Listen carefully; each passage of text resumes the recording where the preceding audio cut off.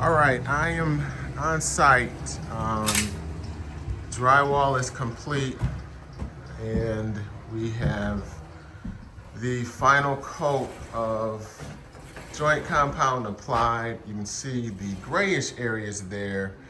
Those are areas that are still wet and will need some time to finish, but the final application is on. I'm standing in what will be the new living dining area. We've separated to where it feels a little more logical. One big open space for, living. You come in here, and what we have here, this is the bathroom. This here is going to be a 2-bedroom, 1-bathroom house. What you can see is everything is roughed in. This open area is where we're gonna do tile. So we'll do a tile surround, custom tile surround for that. Your toilet will sit there to the left and the vanity will sit here to the right.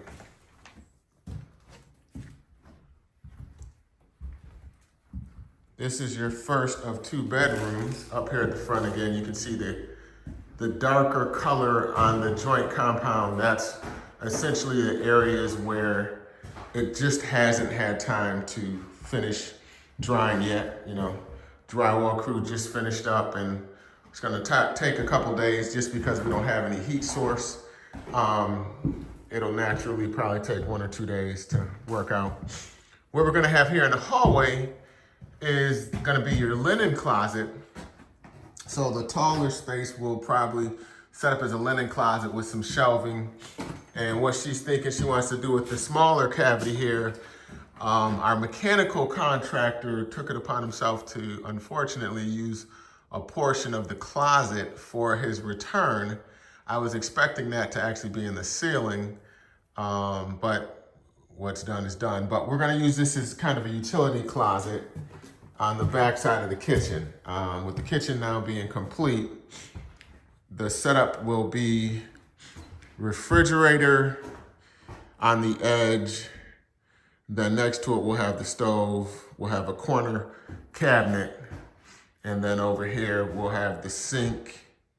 And then, around here, we'll have a couple of cabinets that'll carry around just lowers. We'll have uppers on both sides of this window, but only lowers on the other side of that window.